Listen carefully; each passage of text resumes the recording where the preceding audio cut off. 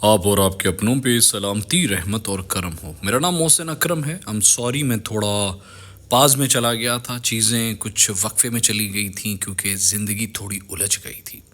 ہم واپس ریزیوم کر رہے ہیں کوآپریٹو سوسائٹیز ایکٹ 1925. اس کے بعد ہم پیرا کا پورا سلیبس کریں گے. Each and every subject and each and every dimension just like we are doing about the cooperative societies.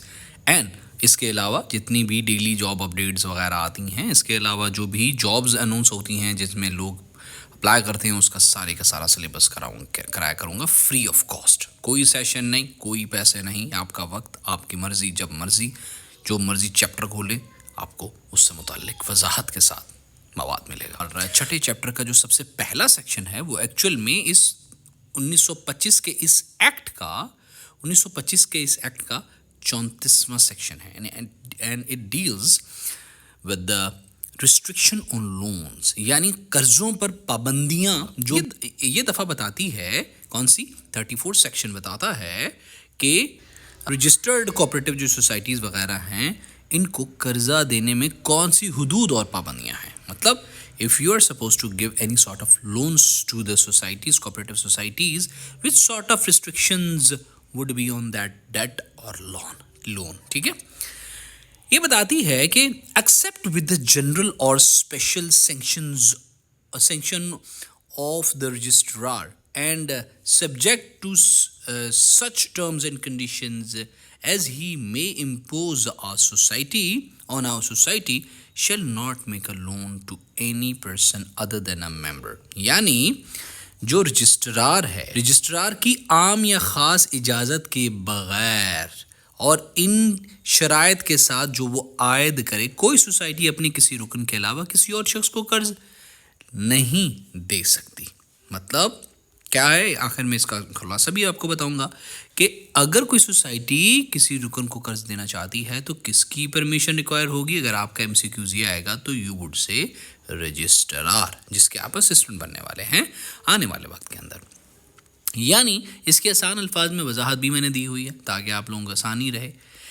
یہ کوئی بھی جو سوسائٹی ہوگی کوآپریٹو سوسائٹی عام حالات میں صرف اپنے ممبران کو قرض دے سکتی ہے. ٹھیک ہے.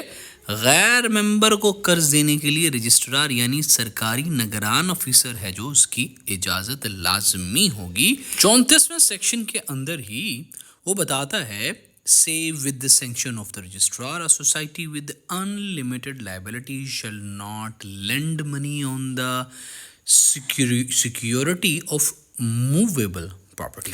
رجسٹرار کی اجازت کے بغیر کوئی غیر محدود ذمہ داری والی سوسائٹی منقولہ جائیداد یعنی سامان، گاڑی، سونا وغیرہ کے بدلے قرض نہیں دے سکتی. غیر محدود یعنی ان لمیٹڈ لائبلٹی والی سوسائٹیاں ہیں وہ زیادہ رسک والی ہوتی ہیں، اس لیے انہیں رجسٹرار کی اجازت کے بغیر سامان یا دوسری منقولہ چیزوں کو گروی رکھ کر قرض دینے کی اجازت نہیں ہے. According to section 34 he the government may by general or special order prohibit or restrict the lending of money on mortgage of immovable property by any society or class of society. یعنی حکومت عام یا خاص حکم کے ذریعے کسی بھی سوسائٹی یا سوسائٹیوں کے گروپ کو غیر منقولہ جائیداد یعنی زمین یا مکان وغیرہ کو رہن یا مورٹگیج رکھ کر قرض دینے سے روک سکتی ہے یا اس پر پابندی لگا سکتی ہے. اس کی وضاحت یہ ہے کہ اگر حکومت کو لگے کہ زمین یا مکان کے بدلے قرض دینے سے مسائل پیدا ہو سکتے ہیں تو وہ کسی بھی سوسائٹی کو اس عمل سے روک سکتی ہے یا اس پر کوئی حد یا حدود مقرر کر سکتی ہے. سیکشن 34 کے اندر ہی مزید وہ بتاتا ہے where the registrar has accorded sanctions to a financing bank under subsection 1 to make loans to non-members a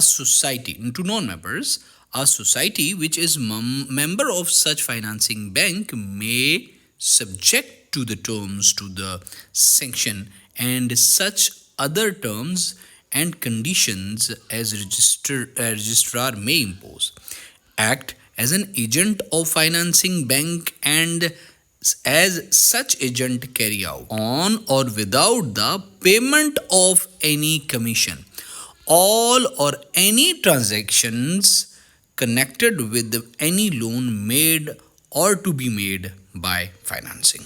यानी अगर रजिस्ट्रार किसी फाइनेंसिंग बैंक को ज़ेली दफ़ा एक के तहत गैर मेंबरान को कर्ज देने की इजाज़त दे देता है, अगर तो वो जो मेंबर नहीं है उसको कर्ज देने की इजाज़त रजिस्ट्रार दे देता है, तो ऐसी सूरत में वो सोसाइटी जो इसके फाइनेंसिंग बैंक की रुकन है, रजिस्ट्रार की मुकर्रर शराइत के मुताबिक इस बैंक के एजेंट या नुमाइंदा के तौर पर काम कर सकती है। बतौर एजेंट वो कमीशन के साथ या उसके बगैर कमीशन के बगैर इस कर्ज से मुतालिक तमाम या कुछ लेन देन सर अंजाम दे सकती है वो सोसाइटी जो उसके एजेंट के तौर पर काम कर रही है, जो दिया जा चुका हो या दिया जाना हो। अगर किसी बैंक को इजाज़त मिल गई है कि वो गैर मेंबरान को कर्ज दे, ठीक है, इसके अंदर वो बता रहा है कि अगर किसी बैंक को इजाज़त मिल गई है कि वो किसी गैर मेंबरान को कर्ज दे, तो इस बैंक के साथ जुड़ी हुई सोसाइटी इसके नुमाइंदे के तौर पे काम कर सकती है और कर्ज देने या लेने के तमाम मामलात निपटा सकती है। This we are studying section 34। Let's study the summary of this 34वां जो सेक्शन हमने पढ़ा जो कि छठे चैप्टर के अंदर है। अगर हम इसके अंदर इसकी समरी पढ़ें तो इसके अंदर सबसे पहली जो बात की गई है वो ये की गई है कि सोसाइटी आम हालात में सिर्फ अपने मेंबरान को कर्ज दे सकती है। मतलब आम हालात में सोसाइटी सिर्फ और सिर्फ अपने ही मेंबरान को कर्ज दे सकती है। फिर वो बताता है अगर गैर मेंबर को कर्ज देना भी पड़े तो उसके लिए सोसाइटी को क्या करना होगा, रजिस्ट्रार की इजाज़त लेनी होगी। ये 34वां सेक्शन ये बता रहा है।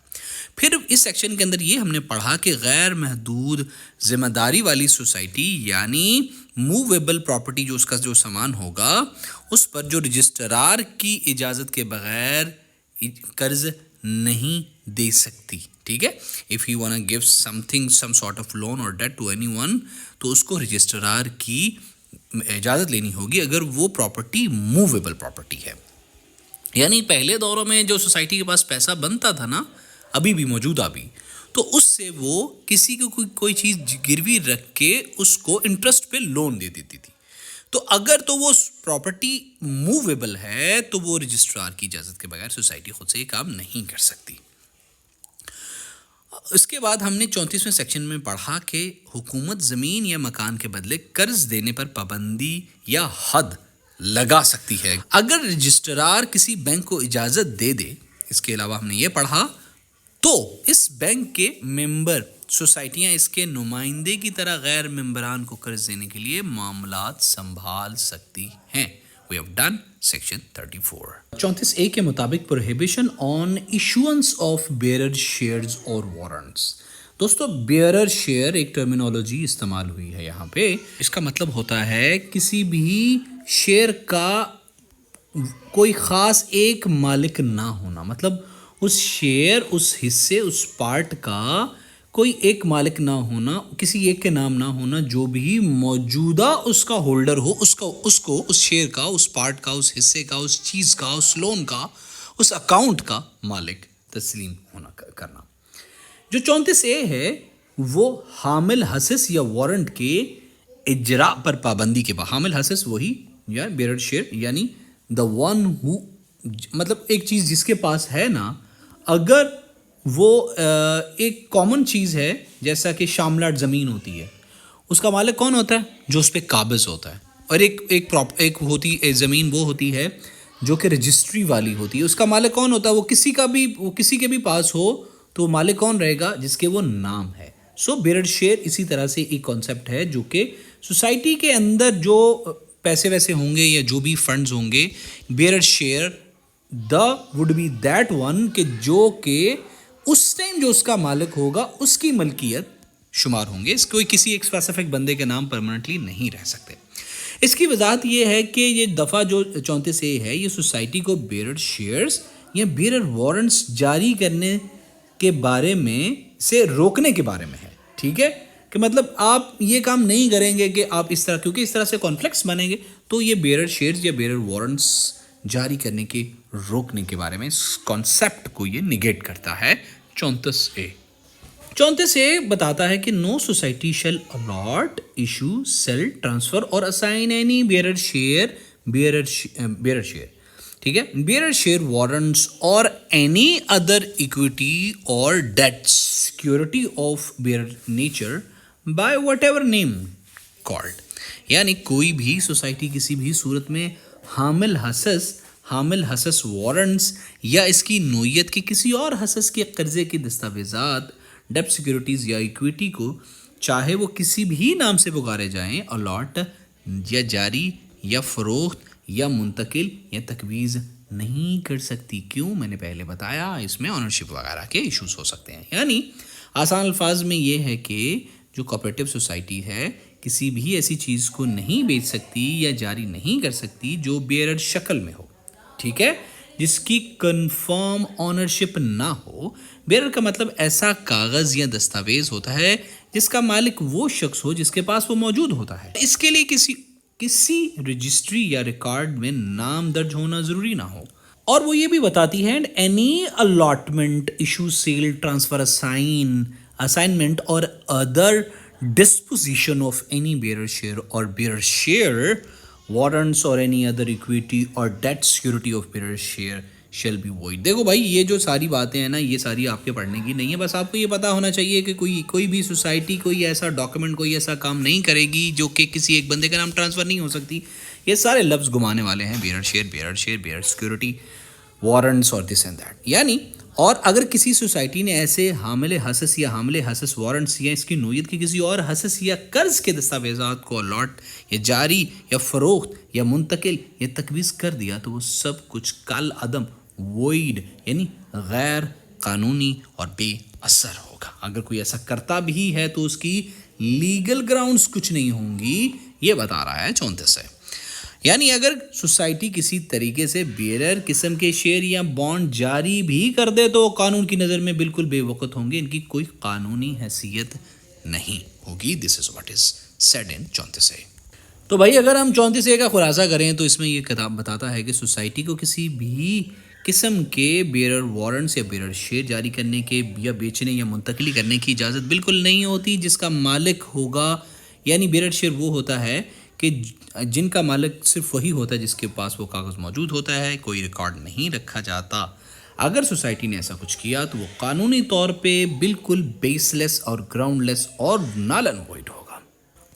سیکشن 35 جو ہے وہ ڈیلز کرتا ہے، it deals about the restrictions on borrowing. Section 34 جو ہے وہ ڈیل کرتا تھا ریسٹرکشنز آن لونز، ٹھیک ہے، قرضہ دینے سے متعلق تھا وہ 34، اور سیکشن جو 35 ہے یہ قرضہ لینے سے متعلق ہے، ٹھیک ہے۔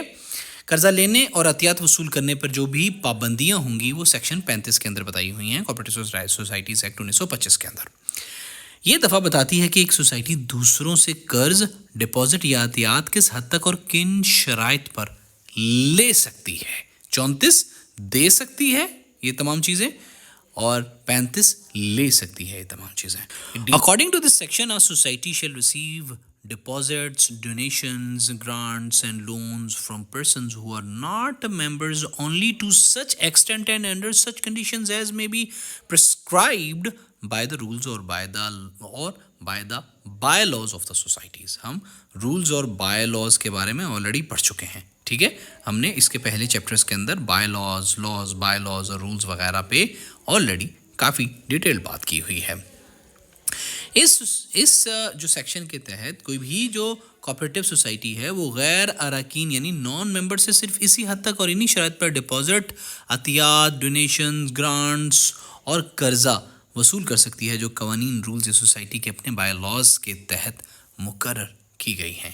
یعنی سوسائٹی اپنے ممبران سے تو آزادانہ طور پر ڈپازٹ یا قرض وصول کر سکتی ہے، لیکن اگر کوئی شخص جو ممبر نہیں ہے اسے قرض، عطیہ، گرانٹ لینا ہو تو یہ صرف مخصوص حدود میں اور صرف ان شرائط پر ہوگا جو قانون، رولز میں لکھی گئی ہیں یا سوسائٹی کے اپنے بائی لاز یعنی داخلی قوانین کے میں آلریڈی درج ہیں۔ دوستو اس سیکشن کا خلاصہ یہ ہے کہ سوسائٹی غیر ممبران سے پیسہ لے سکتی ہے، یعنی قرض، ڈپازٹ یا گرانٹ، لیکن یہ سب کچھ محدود شرائط اور قوانین کے تحت ہوگا۔ ان شرائط کا تعین یا تو سرکاری قوانین کرتے ہیں یا سوسائٹی کے اپنے بائی لاز۔ مقصد یہ ہے کہ سوسائٹی غیر ضروری خطرہ نہ لے اور صرف اصولوں کے تحت فنڈز اکٹھے کرے۔ دس از سیکشن 35 اور 1925 کا ایکٹ، کوآپریٹو ایکٹ۔ دوستو جو سیکشن 36 ہے کوآپریٹو سوسائٹیز 1925 کے ایکٹ کا، it deals about the restriction on the other transactions with non members. مطلب ایک قرضہ لینے کے بارے میں جو ہے 34 وہ قرضہ دینے کے بارے میں، 35 قرضہ لینے کے بارے میں، اور جو 36 سیکشن ہے وہ کوئی بھی اور کسی قسم کی ٹرانزیکشنز کے بارے میں جو کہ نان ممبرس ہوتے ہیں ان کے بارے میں ڈیل کرتی ہے، یعنی غیر اراکین جو نان ممبرس ہیں ان کے ساتھ دیگر معاملات پر پابندیاں۔ یعنی یہ دفعہ بتاتی ہے کہ کن حالات میں سوسائٹی اپنے ممبران کے علاوہ دوسرے غیر ممبران کے ساتھ لین دین کر سکتی ہے اور کہاں یہ پابندیاں یا پابندی ہوگی۔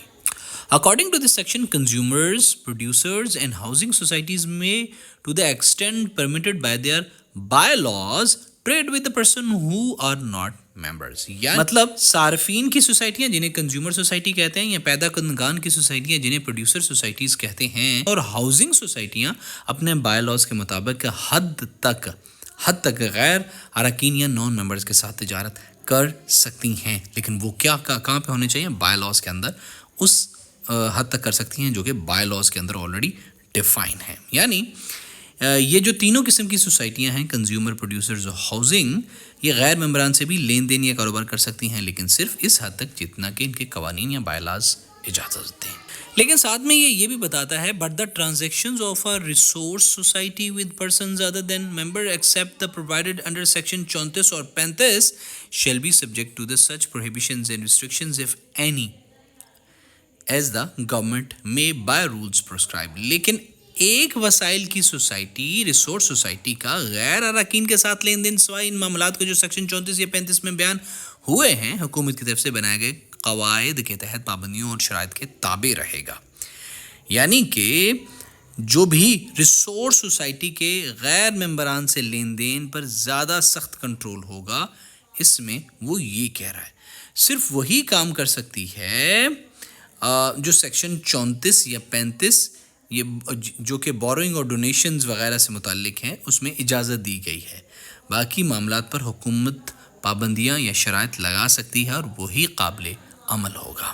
دوستو اس سیکشن کا اگر خلاصہ یا سمری کو ہم سمجھنے کی کوشش کریں تو وہ اس میں بتا رہا ہے کہ کوئی بھی ہاؤسنگ پروڈیوسر یا کنزیومر سوسائٹی غیر ممبران کے ساتھ کاروبار کر سکتی ہے، لیکن صرف اسی حد تک جتنی اس میں اس کے بائی لاز نے اس کو اجازت دی ہوئی ہے۔ مزید وہ بتاتا ہے کہ کوئی بھی ریسورس سوسائٹی جو ہے نا وہ غیر ممبران کے ساتھ لین دین نہیں کر سکتی سوائے سیکشن 34 قرض وغیرہ اور 35 قرض ڈونیشن میں بیان کردہ صورتوں کے۔ مطلب جو اس کے اندر صورتیں بیان کی ہوئی ہیں اس کے علاوہ وہ ریسورس سوسائٹیز کے ساتھ قطعاً لین دین نہیں کر سکتی، وہ کنزیومر، پروڈیوسر اور ہاؤسنگ سوسائٹیز کے ساتھ لین دین کر سکتی ہیں، اور باقی تمام معاملات پر حکومت قانون کے ذریعے پابندیاں یا شرط عائد کر سکتی ہے۔ کن باقی معاملات پر؟ جو 34 اور 35 کے اندر آلریڈی ڈیفائن نہیں ہوئے۔ سیکشن 37 اس کا جو ہے وہ بتاتا ہے انویسٹمنٹ آف فنڈز کے بارے میں۔ سوسائٹی میں انویسٹ اور ڈپازٹ اٹس فنڈز، یعنی فنڈ کی سرمایہ کاری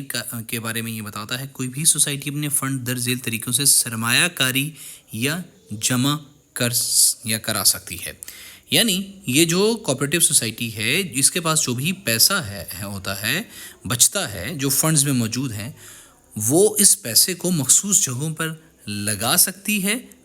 کن جگہوں پر؟ جو اس کے بائی لاز یا لاز کے اندر درج ہیں۔ کہاں لگا سکتی ہے؟ سب سے پہلے گورنمنٹ سیونگ بینکس کے اندر، یعنی سرکاری سیونگ بینک جو ہوتے ہیں اس کے اندر، in any of securities specified in the section 20 of Trust Act 1882، ان سیکیورٹیز میں جو ٹرسٹ ایکٹ 1882 کے اندر درج ہیں، in the shares or on the securities of any other society provided that no such investment shall be made in the shares of any society other than one with limited liability، اور یا پھر یعنی کسی بھی اور society کے حصے، shares یا سوسائٹی کے سیکیورٹی پر وہ انویسٹمنٹ کر سکتی ہے یا فنڈز میں جمع کرا سکتی ہے، بشرطے کہ وہ سوسائٹی لمیٹڈ لائبلٹی والی ہو اور کسی ایسی سوسائٹی میں سرمایہ کاری نہ کی جائے جو لمیٹڈ لائبلٹی نہ رکھتی ہو.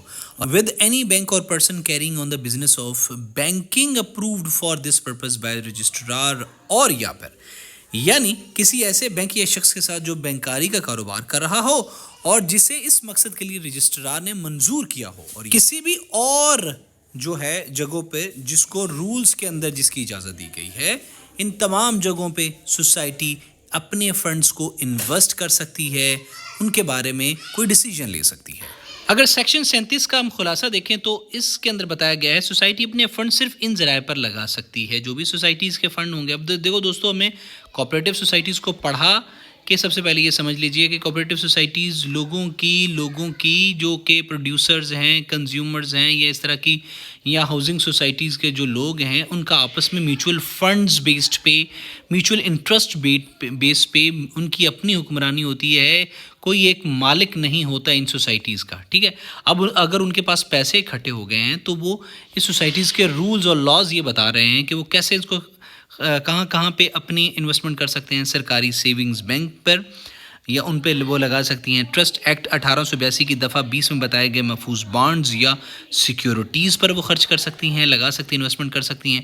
کسی دوسری لمیٹڈ لائبلٹی سوسائٹی کے حصے, شیئرز یا سیکیورٹی پر اپنے بینک یا مالی ادارے جو رجسٹرار سے منظور شدہ ہو وہاں پہ انویسٹمنٹ کر سکتے ہیں, یا پھر وہ ان فنڈز کو وہاں پہ دے سکتے ہیں, لگا سکتے ہیں, یا کسی اور طریقے سے جس کی اجازت رولز کے اندر دی گئی ہے. کوآپریٹو سوسائٹیز کے جو بھی رولز بنے جا چکے ہیں یا اس کے جو بھی اصول بنائے جا چکے ہیں. یہ جو کوآپریٹو سوسائٹیز ایکٹ 1925 کا سیکشن 38 بتاتا ہے ریسٹرکشنز آن ڈیویڈنڈس, یعنی منافع کی جو تقسیم ہے نا, منافع کے بارے میں مجھ سے متعلق جو بھی پالیسیاں, پیسہ کما لیے, ٹھیک ہے, سوسائٹی نے بزنس کیا ہے اور آپسی معاملات میں جو بھی آپسی مسائل حل کرنے کے بعد سوسائٹی کے پاس کچھ پیسہ بچ گیا تھا, اس کے سوسائٹی نے کوئی بزنس کیا, اب اس کا منافع اس نے کما لیا ہے, ٹھیک ہے.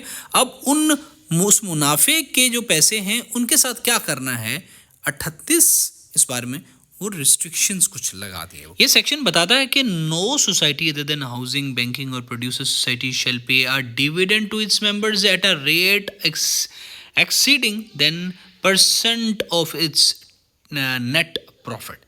یعنی وہ یہ بتاتا ہے کہ کوئی بھی سوسائٹی جو کہ رہائشی یا ہاؤسنگ, بینکنگ یا پروڈیوسر سوسائٹی کے علاوہ کوئی بھی سوسائٹی اپنے ممبران کو خالص منافع نیٹ پروفٹ کا 10% سے زیادہ بطور منافع یا ڈیویڈنڈ ادا نہیں کر سکتی, ٹھیک ہے. 100 روپے کمائے بھائی آپ نے اور آپ اس کا صرف 10 روپے ہی اپنے جو بھی ممبران ہیں ان کو دے سکتی ہیں. پھر وہ بتاتا ہے ہاؤسنگ, بینکنگ اور producer society shall pay a dividend to its members at a rate not exceeding 20%, ٹھیک ہے. وہ 10% تھا, جو ہاؤسنگ, بینکنگ اور پروڈیوسر سوسائٹی ہے وہ 20% اپنے ممبرز کو نیٹ پروفٹ جو ہے وہ دے سکتی ہیں. رہائشی, ہاؤسنگ اور بینکاری یا پروڈیوسر سوسائٹیز اپنے ممبران کو اپنے خالص منافع کا 20% سے زیادہ بطور منافع ادا نہیں کر سکتی. پھر بھی سمجھ نہیں آئی تو یہ نیچے والی وضاحت اس کی پڑھ لیں, آپ کو سمجھ آ جائے گی.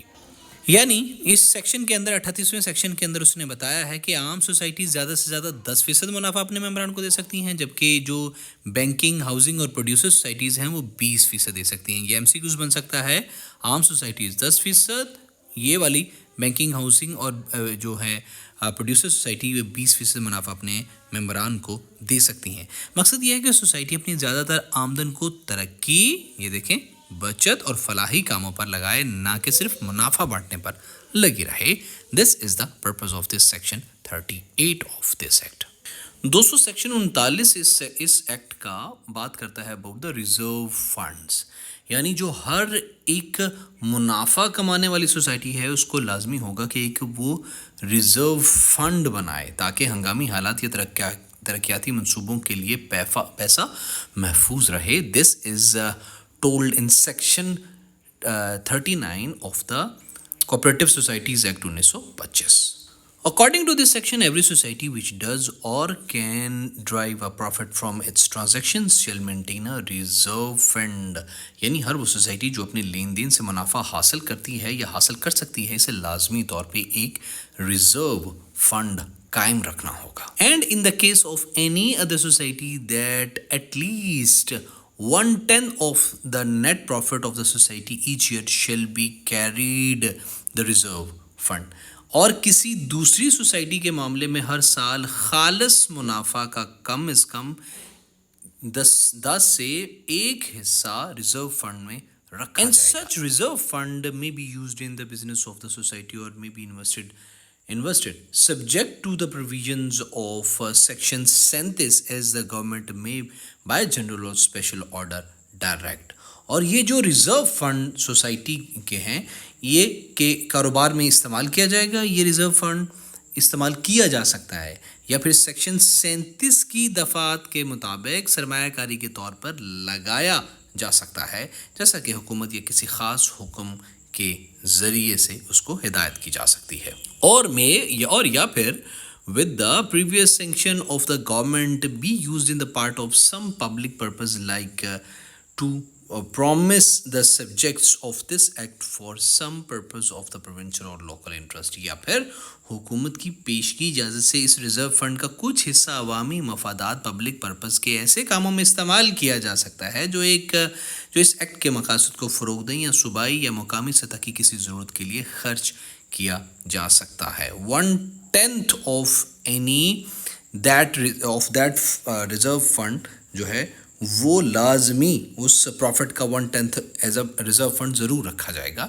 وی have studied in this section. اگر سیکشن 39 کا ہم پورا خلاصہ کریں تو اس کے اندر وہ بتاتا ہے کہ ہر منافع کمانے والی سوسائٹی کو لازمی ریزرو فنڈ بنانا ہوگا. یہ یہاں سے MCQs آ سکتا ہے. ریسورسز یا پروڈیوسر سوسائٹی کے منافع کا کم از کم ہر سال 25%، ہر سال ریزرو فنڈ یا دیگر سوسائٹیز کا کم سے کم 10% جو ہے وہ ریزرو فنڈ کے طور پہ رکھا جائے گا، جو ہے ریسورس یا پروڈیوسر سوسائٹی کا 25% اور دیگر سوسائٹیز کا 10%. سوسائٹیز کے کاروبار میں استعمال ہو سکتا ہے یہ جو ریزرو فنڈ ہے، یہ سیکشن 37 کے مطابق سرمایہ کاری کر سکتا ہے، ہو سکتی ہے اس ریزرو فنڈ سے، یا حکومت کی اجازت سے عوامی یا مقامی فلاحی کاموں کے لیے بھی یہ ریزرو فنڈ استعمال کیا جا سکتا ہے. اس کے اندر جو یاد رکھنے والی چیزیں ہیں وہ یہ ہیں 25، 10 اور یہ 3 چیزیں یاد رکھنے والی ہیں. کافی اہم سیکشن ہے، پچھلی بار سے متعلق MCQs آئے ہوئے تھے. سیکشن 40 جو ہے اس قانون کا وہ بتاتا ہے about the restriction on the distribution of profits. مطلب کون سی شرط یا کون سی لوازمات ہیں کس بات پہ جو فنڈز ہیں، جو پروفٹ ہے اس کی ڈسٹریبیوشنز پہ شرائط یا پابندیاں عائد کی جا سکتی ہیں. یہ دفعہ بتاتی ہے کہ سوسائٹیز اپنے منافع کو کس طرح اور کن شرائط پر تقسیم کر سکتی ہے. سیکشن 40 اس بارے میں بات کرتا ہے، بیان کرتا ہے.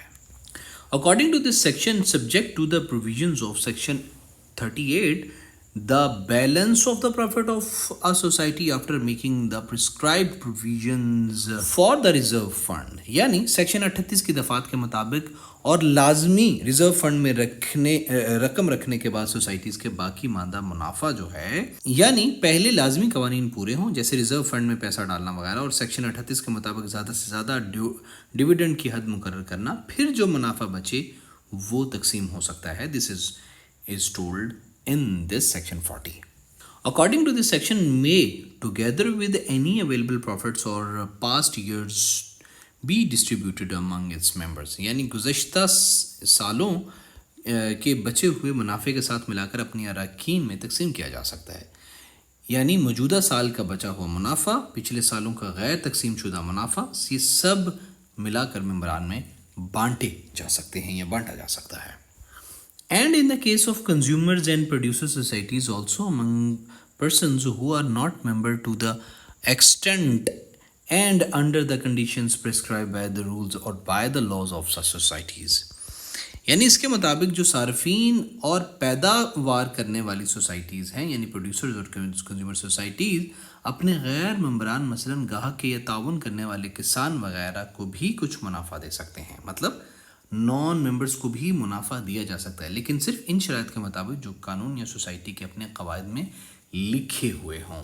Provided that in case of resources society or on a basis of unlimited liability in which a member do not hold shares, no distribution of profits shall be made without the general or special order of the government in its on its یا اس کے behalf پہ. ٹھیک ہے, اس کا مطلب یہ ہے کہ ممبران ذاتی طور پر بھی سوسائٹی کے قرضوں کے ذمہ دار ہیں. ایسی سوسائٹی کے منافع کو حکومت ان لمیٹڈ لائبلٹی کی اجازت کے بغیر تقسیم نہیں کیا جا سکتا.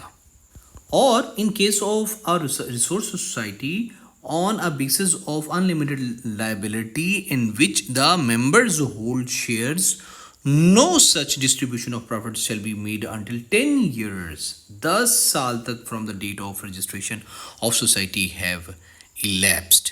اگر ریسورس سوسائٹی میں ممبران کے پاس حصص بھی ہے اور وہ ان لمیٹڈ لائبلٹی والی ہے تو اسے رجسٹریشن کے بعد 10 سال تک منافع بانٹنے کی اجازت نہیں ہے. اس سیکشن کے اندر ہم نے پڑھا کہ سب سے پہلے جو ہے وہ ریزرو فنڈ میں پیسہ رکھا جائے گا اور سیکشن 38 کے مطابق ڈویڈنڈ کی حد پوری کی جائے گی اس منافع کی. اس کے بعد بچا ہوا منافع موجودہ پچھلے سالوں کا اس کے بعد بچا ہوا منافع اور جو موجودہ ہے اور پچھلے سالوں کا منافع ممبران میں تقسیم کیا جا سکتا ہے. اس کے بعد ہم نے پڑھا کہ جو کنزیومر اور پروڈیوسر سوسائٹیز ہیں اس کے غیر ممبران میں بھی منافع وہ اپنے بانٹ سکتی ہے اور وہ ایسا صرف قانون یا بائی لاز کے مطابق ہی کر سکیں گے. اس کے بعد ریسورسز اور ان لمیٹڈ لائبلٹی میں اگر ان دونوں سوسائٹیز کے اندر اگر ممبران کے پاس حصص نہ ہوں حکومت کی اجازت کے بغیر منافع تقسیم نہیں ہوگا.